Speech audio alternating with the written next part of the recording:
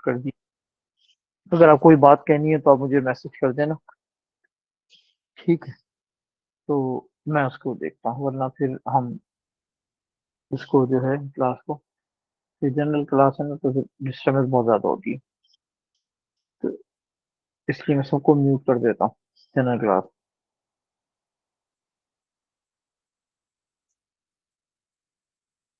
बिस्मिल्लाहिर्रहमानिर्रहीम।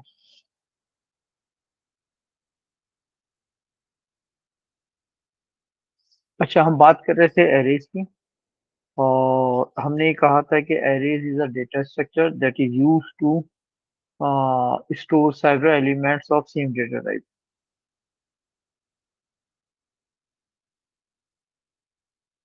सही, ये हमने बात कर ली थी। फिर हमने कहा था कि हमारे पास एरे ऐसा हो सकता है कि इसके अंदर हम एक कॉलम के अंदर डेटा रखें, और ये भी हो सकता है कि हम मल्टीपल कॉलम के अंदर डेटा को स्टोर करें। अगर एक कॉलम में डेटा स्टोर करेंगे तो वहाँ पर जो इंडेक्स होगा वो 1 2 3 4 5 से सपोज किया 20 तक होगा। सिंगल इंडेक्स होगा, we say that this is a 1D array. इसका नाम सपोज किया नेम है, इसमें हमने स्टोर कर रहे हैं, तो हम कहेंगे कि दिस इज 1:20। ठीक है।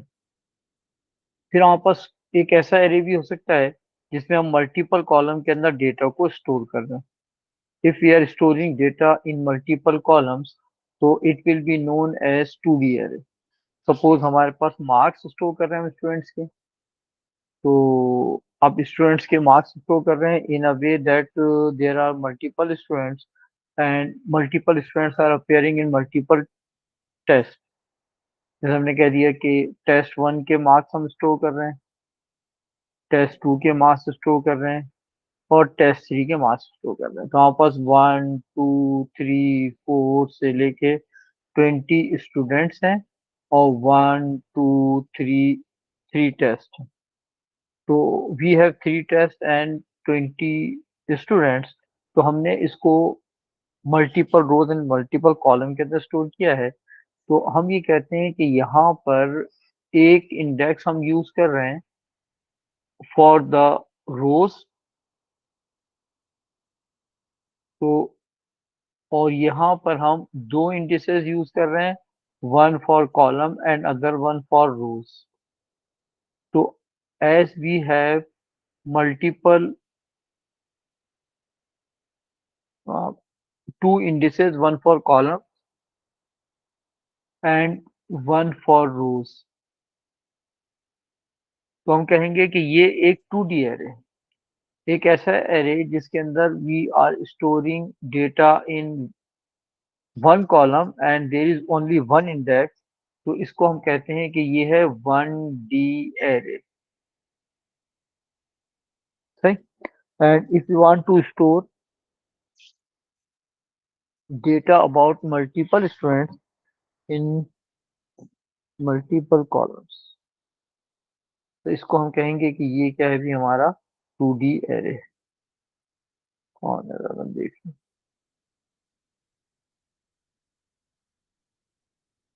अरे तो बेटा मुझे बात मैं 2D एरे पढ़ा नहीं रहा हूँ, बता रहा हूँ कि 2D एरे भी कुछ होता है। सही है। तो अगर हमारे पास मल्टीपल कॉलम्स हैं, तो और मल्टीपल रोज हैं, तो हमारे पास टू इंडिसेस होंगे, एक इंडेक्स रो के लिए होगा और एक इंडेक्स कॉलम के लिए होगा। तो इस टाइप के एरे को हम कहते हैं कि ये 2D एरे है। सही। ये हमारे पास सिचुएशन। अच्छा, अब हमारे पास जो एरेज है, इस एरेज से रिलेटेड जो क्वेश्चंस आते हैं एग्जाम में, जो क्वेश्चन हमारे पास सेट होते हैं एरेज से रिलेटेड, एक तो हमारा 15 मार्क का सिनेरियो बेस्ड क्वेश्चन होता है। इसमें तो एरेज आते ही आते हैं। ठीक है। अच्छा, अब हमारे पास एरर स्पॉटिंग के क्वेश्चन में भी एरर आते हैं। एरर स्पॉटिंग के क्वेश्चन भी अब एरे से रिलेटेड होता है। फिर एक क्वेश्चन हमारे पास आता है ट्रेस टेबल का, जिसमें कोई फ्लो चार्ट या सूडो कोड गिवन होता है और हमें ट्रेस टेबल को फिल करना होता है। उसमें भी एरेज यूज होते हैं। ठीक है ना। और फिर एक हमारे पास शॉर्ट एल्गोरिदम का क्वेश्चन आता है, उसमें भी एरेज कभी कभी यूज हो जाता है।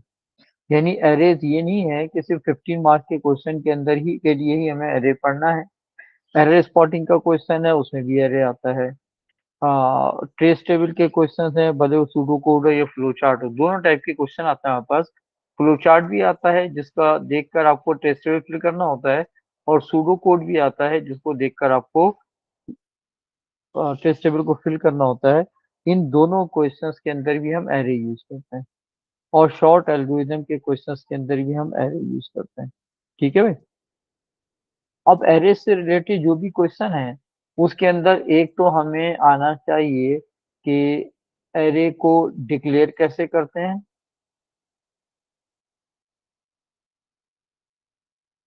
एरे में इनपुट कैसे लेते हैं। अच्छा, एरे अगर पहले से उसमें डिक्लेयर्ड हो, इनपुट हो, उसको आउटपुट कैसे देते हैं। फिर एरे के अंदर टोटलिंग कैसे करते हैं, एरे के अंदर काउंटिंग, हाईएस्ट और लोएस्ट किस तरह निकालते हैं। अच्छा, ये भी हो सकता है कि आपको कोई सिंगल एरे डिक्लेयर करवा दे, सिंगल एरे के अंदर इनपुट दे दे, सिंगल एरे के अंदर आउटपुट दे दे, टोटलिंग करवा दे, हाईएस्ट लोएस्ट करवा दे। और ये भी हो सकता है कि आपके पास एक से ज्यादा एरेज हों जिसमें आपको ये सारे काम करने हों। ठीक है। अब हम एज्यूम कर लेते हैं कि एक सिचुएशन है, उस सिचुएशन के अंदर हमारे पास एक कंपनी है, उन कंपनी के जो एम्प्लॉयज हैं उनके एरेज बनाने हैं। तो एक एज्यूम कर लेते हैं, उस पर सारे काम कर लेंगे हम ये। हाँ, तो सिनेरियो क्या है हमारा भाई कि अ कंपनी है 100 एम्प्लॉयज। ठीक है। अच्छा, each employee has an employee code.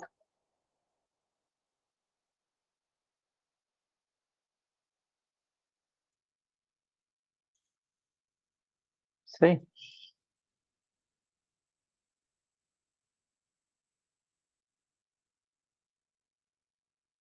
अच्छा, used as index employee code from 1 to 100 use as index. ठीक है। Write an algorithm to declare 1D arrays to store employee name।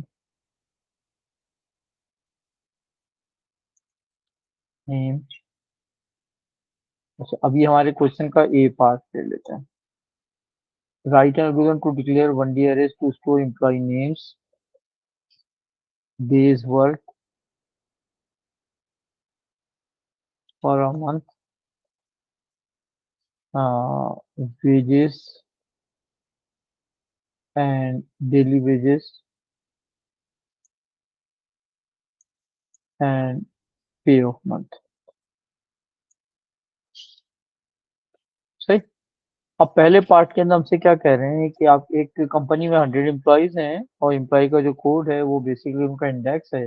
अब आपको एरेज डिक्लेयर करना है, एम्प्लॉय का नाम स्टोर करने के लिए, एम्प्लॉय के डेज स्टोर करने के लिए, एम्प्लॉय की वेजेस स्टोर करने के लिए, और इनकी बेस पे जो उनका वो बनेगा, मंथली पे बनेगी उसके लिए। Thank you.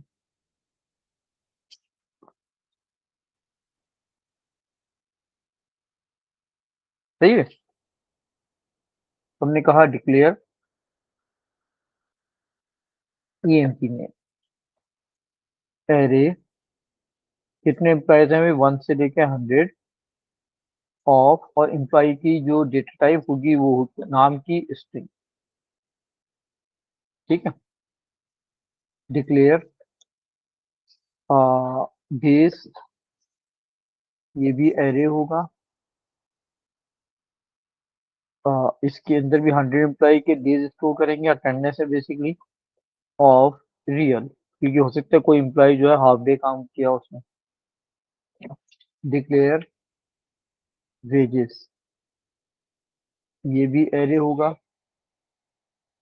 1:100 of real. इसमें बेटा मेरा मोबाइल कहीं रखा हुआ है। डिक्लेयर पेस, ये भी एरे होगा। 1:100 ऑफ रियल। इन सबको हमने रियल इसलिए लिया है कि पैसा करेंसी जब भी लिखनी हो तो करेंसी हमेशा रियल में आती है।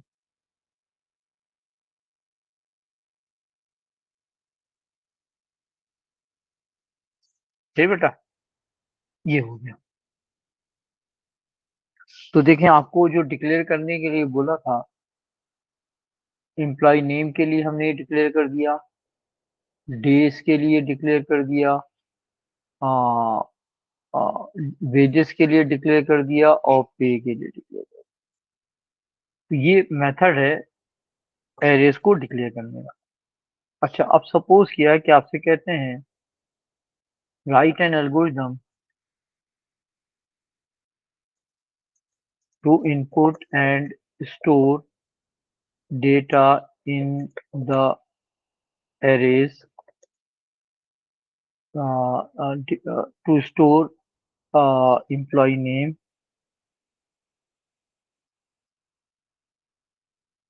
days and wages. Calculate pay of month by multiplying day with wages and store in the array. सही है। अब आपसे क्या कहते हैं कि ऊपर जो हमने एरेज डिक्लेयर किए हैं, इनके अंदर हमें डेटा इनपुट लेना है, नाम इनपुट लेना है, डेज वर्क इनपुट लेना है, डेज वर्क इनपुट लेना है, एंड डेली वेजेस इनपुट लेनी है, एंड कैलकुलेट करना है पे ऑफ मंथ।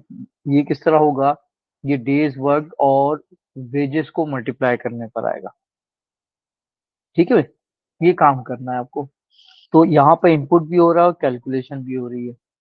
अब इसका जो कोड लिखेंगे तो इसके अंदर आपको एक एडिशनल वेरिएबल की नीड होगी और वो होगा इंडेक्स। तो हम कहेंगे डिक्लेयर इंडेक्स, ये एज अ काउंटर यूज होगा। हमने बात की थी कि जब भी एरे बनाते हैं तो एरे के लोकेशन के अंदर एरे के हर एलिमेंट की जो लोकेशन होती है उसको हम इंडेक्स कहते हैं।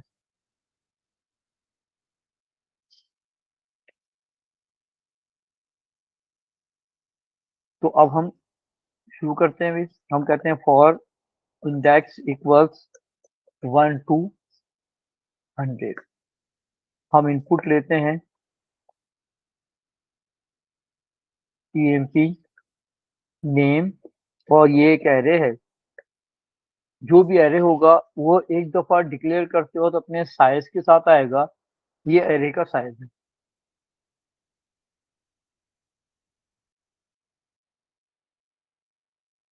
डिक्लेयर करते हो कि अपने साइज के साथ आएगा, और उसके बाद हमेशा एरे के साथ स्क्वायर ब्रैकेट इंडेक्स आएगा। ये याद रखना है आपको। एक दफा ये साइज आएगा डिक्लेरेशन के टाइम पे, उसके बाद हमेशा स्क्वायर ब्रैकेट इंडेक्स आएगा। Input emp, sorry, days, array है तो इसका इंडेक्स आएगा। इनपुट वेजेस, एरे है तो उसका इंडेक्स आएगा। अब आपको कैलकुलेट करना है पे, तो हम कहेंगे पे index assignment days index times wages index next index. देख लें बेटा, ये देख लें आपको।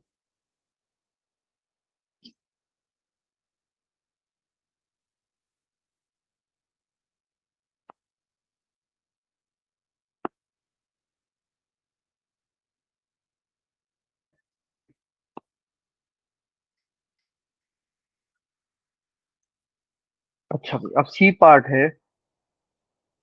हमसे कहता है कि write an algorithm to output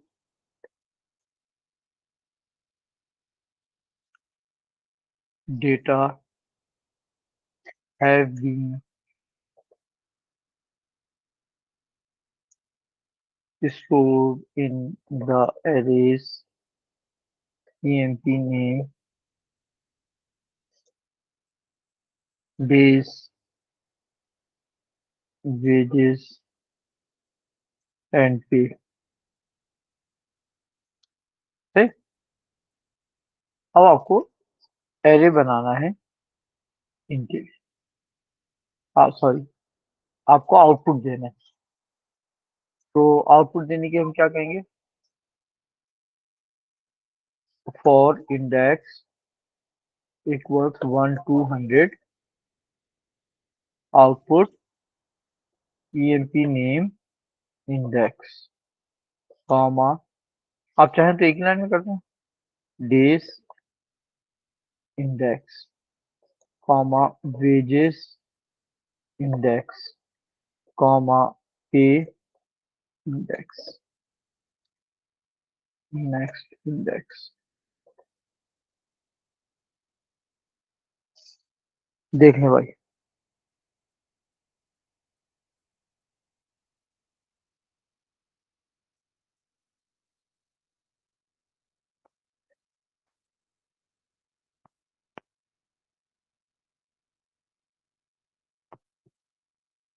3 पर, 3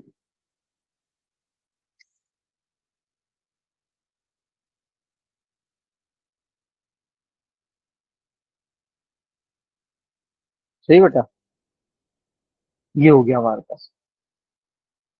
अब इसके बाद हमारे पास एक क्वेश्चन हो सकता है कि आपसे बोले कि आप इनमें से एवरेज निकाल लें। है? आपसे कहता है सपोज क्या, write an algorithm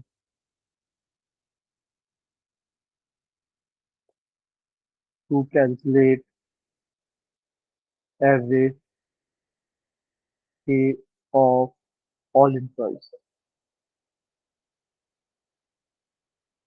her employees की आपको एवरेज पे कैलकुलेट करनी है। अब आपको एक एडिशनल वेरिएबल की नीड होगी, टोटल, और एक और एडिशनल वेरिएबल की नीड होगी एवरेज। अब हम टोटल जब भी करेंगे तो टोटल को हमें मालूम है कि 0 से इंस्टाइज करते हैं। अच्छा, डेटा पहले से स्टोर किया हुआ है, तो अब हम क्या करेंगे कि हम कहेंगे कि for index is equal to 1 to 100। हम कहेंगे टोटल इज इक्वल टू, याद होगा आपको टोटल का फार्मूला था total is equal to total plus num. यहाँ नम नहीं है बल्कि पे इंडेक्स है, नेक्स्ट इंडेक्स, आउटपुट। अच्छा, फिर हम एवरेज निकालेंगे। एवरेज हमेशा लूप के बाहर होता है। आउटपुट टोटल, कॉमा, ये हो सकता है कि आपसे बोले कि भाई आप सारे एम्प्लॉयज की जो है हाईएस्ट एंड लोएस्ट निकाल दें, और उस एम्प्लॉय का नाम प्रिंट करें जिसके हाईएस्ट मार्क्स आए और लोएस्ट मार्क्स आए।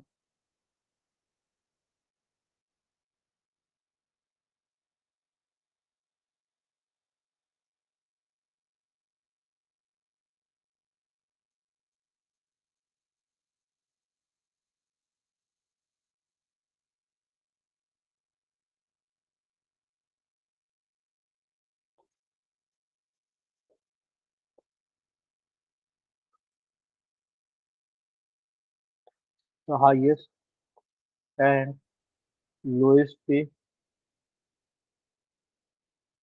Of employee and output the employee है एम्प्लॉय नेम दोज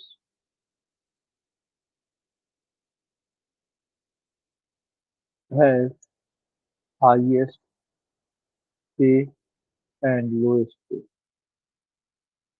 वो और हमें क्या करना है, उन एम्प्लॉयज के नाम आउटपुट देने हैं जिनकी हाईएस्ट पे आएगी या जिनकी लोएस्ट पे आएगी।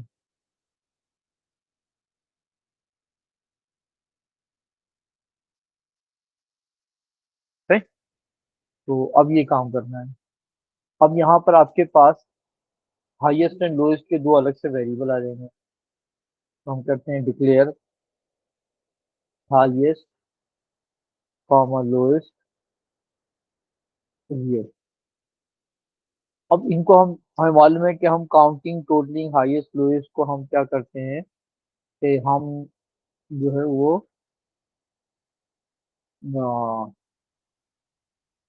इनिशियलाइज करते हैं। तो यहाँ पर हाईएस्ट को हम इनिशियलाइज करेंगे, हाईएस्ट को हम लोएस्ट पॉसिबल वैल्यू से इनिशियलाइज कर देंगे, तो वो तो हो जाएगी भाई, हाईएस्ट हो जाएगा 0।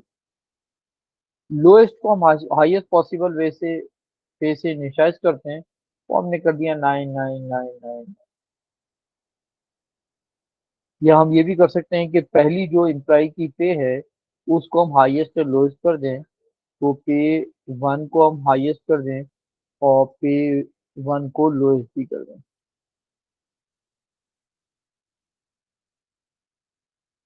ठीक।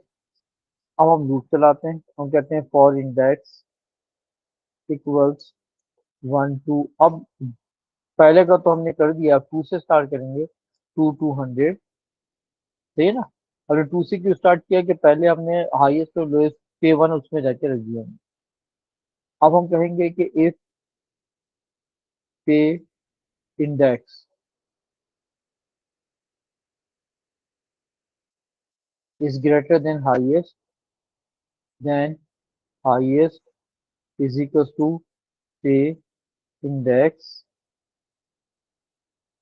and if pay index is lesser than lowest, then lowest is equal to pay index and सही। Next index.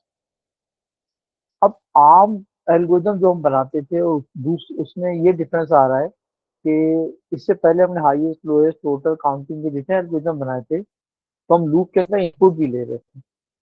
यहाँ हम इनपुट ले चुके हैं पहले, ये हमने इनपुट ले लिया है।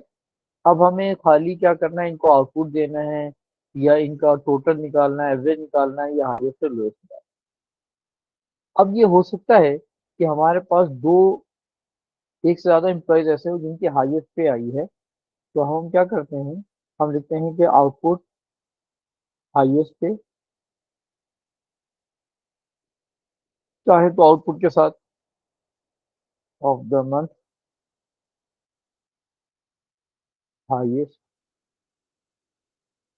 और फिर हम लूप चला देते हैं for index is equal to 1 to 100। और हम कहते हैं कि जिस जिस एम्प्लॉय की हाईएस्ट पे, जिन जिन जिन एम्प्लॉयज की पे ऑफ मंथ इस हाईएस्ट के इक्वल होगी, वो सारे एम्प्लॉयज ऐसे होंगे जिनके हाईएस्ट पे आई होगी, उन सारे एम्प्लॉयज का हम नाम आउटपुट दे देंगे। तो हम कहेंगे कि पे index is equal to highest, और जिस जिसकी पे जो हाईएस्ट के बराबर है, देन हम उनका नाम आउटपुट दे देंगे, तो ईएमपी नेम इंडेक्स।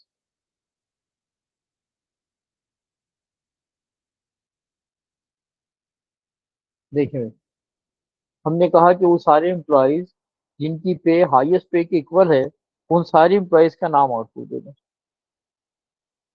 ठीक बेटा।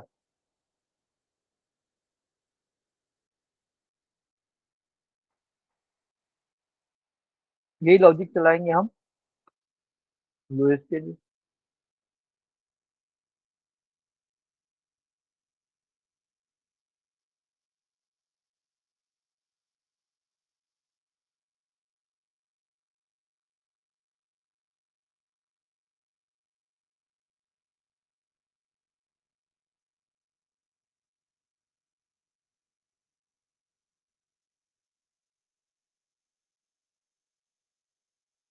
ठीक है बेटा।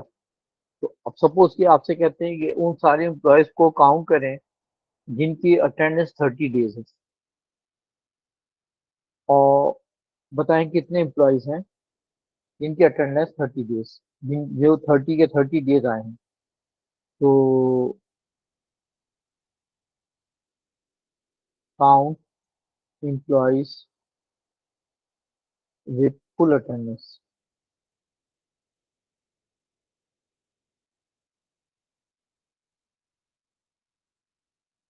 ठीक। आउटपुट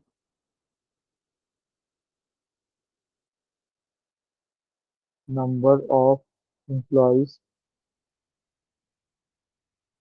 विथ फुल अटेंडेंस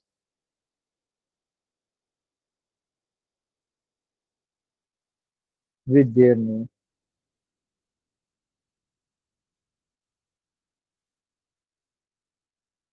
ठीक है। हमें उन सारे एम्प्लॉयज को काउंट करना है जिनकी अटेंडेंस जो है वो 30 के इक्वल है। उन सारे एम्प्लॉयज का नाम और उनका अटेंडेंस हमें आउटपुट देनी है। तो अब हमें एक और वेरिएबल चाहिए होगा, count. Declare count integer.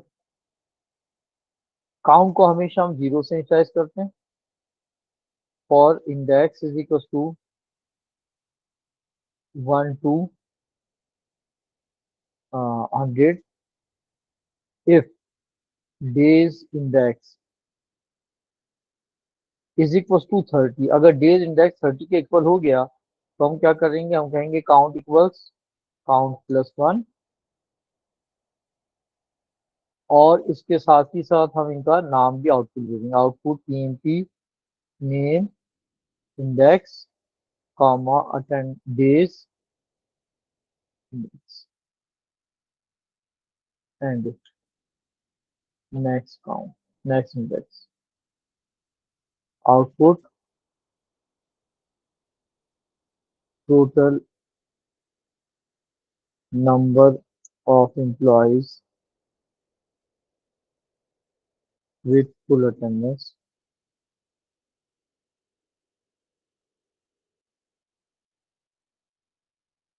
Is equal to count.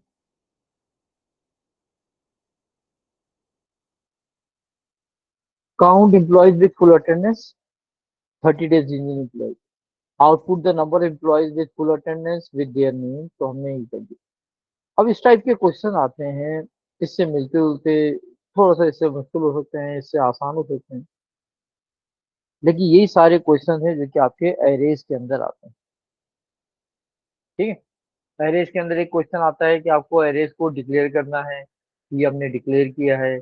फिर एरेज के अंदर इनपुट लेना है, ये इनपुट का आता है। कभी कभी एरेज में कैलकुलेशन करवा देता है। एक दफा क्या कहा था उसने कि आपको एरिया और विथ आपको विथ और लेंथ इनपुट लेनी है, एरिया कैलकुलेट करना है, और तीनों चीजों का एरेज में रखना है। ये हो सकता है कि एम्प्लॉय में डेटा पहले एरेज में डेटा पहले से पड़ा है, आपसे कहे कि आउटपुट दे दें। ये हो सकता है कि एरेज में डेटा पहले से पड़ा है, आपसे कहें कि इसका टोटल एवरेज निकाल दें। ये हो सकता है कि वो ये कहे कि आपका एरेज में डेटा पड़ा हुआ है, हो सकता है इनपुट भी करवा ले। इनपुट करवा के उसी वक्त वो हाईएस्ट एंड लोएस्ट निकलवा ले। है ना। और ये हो सकता है कि एरेज के अंदर वो एक काउंटर चलवा दे, जिससे हमने काउंटर चलाया। इसी टाइप के क्वेश्चन होंगे, इसी से सिमिलर होंगे। आपको देखना पड़ेगा कि हमने जो पढ़ा हुआ है और जो क्वेश्चन हमारे सामने आ रहा है उसको हम किस तरह एक दूसरे के साथ एक दूसरे के उसमें रेफरेंस करना हम दें। ठीक है बेटा। ये आपका एरेज का एक रिवीजन था। इस टाइप का आपके पास ये क्वेश्चन आते हैं। चलो बेटा, ये मैंने इसको रिकॉर्ड कर लिया है, ये थोड़ी देर बाद मैं उसकी रिकॉर्डिंग इसको शेयर कर दूंगा अपने साथ। That's all for today. See you next time इंशाल्लाह।